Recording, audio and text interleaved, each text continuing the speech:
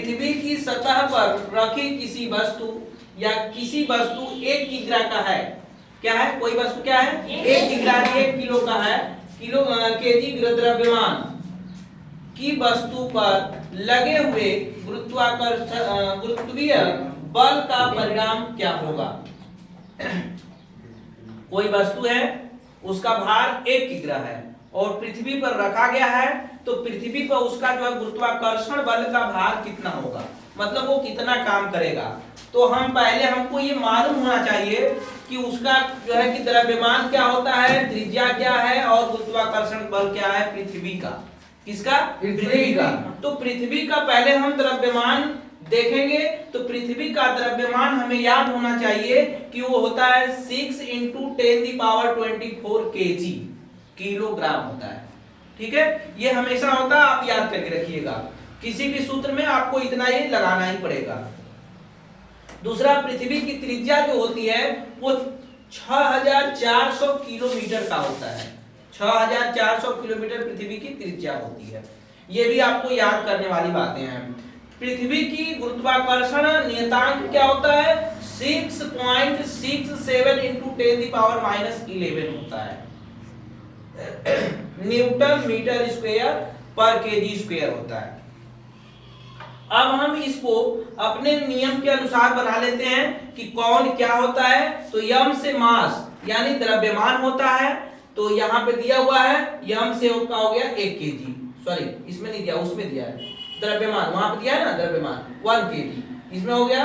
फिर यम ई आपका जो है ये द्रव्यमान दिया है पृथ्वी का द्रव्यमान, यम ई का मतलब पृथ्वी का द्रव्यमान 6 × 10⁻24 kg, ये पृथ्वी का द्रव्यमान हो गया।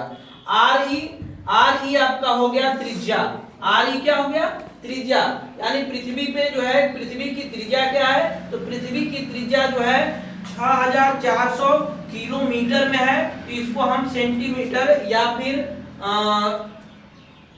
छोटा से छोटा में कन्वर्ट करेंगे, सेंटीमीटर में कर देंगे तो मीटर पर स्क्वायर हो जाएगा।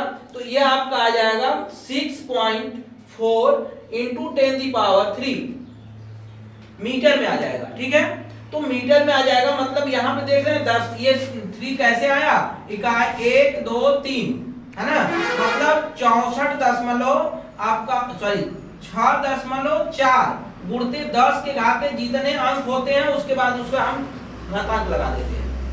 ये आप लोग मैथ में पढ़े होंगे कि एक अंक के बाद दशमलव लगाने के बाद जितने भी अंक बढ़ते हैं 1 2 3 तो 10 लिख करके उसमें ऊपर घातांक लगा देंगे, 1 रहेगा 2 रहेगा 3 रहेगा 4 रहेगा, जो भी रहेगा लगा देंगे। तो अब इसको बोल रहा है कि स्क्वायर में निकालना है, ये मीटर स्क्वायर में है तो इसका स्क्वायर कर लेंगे, ठीक है।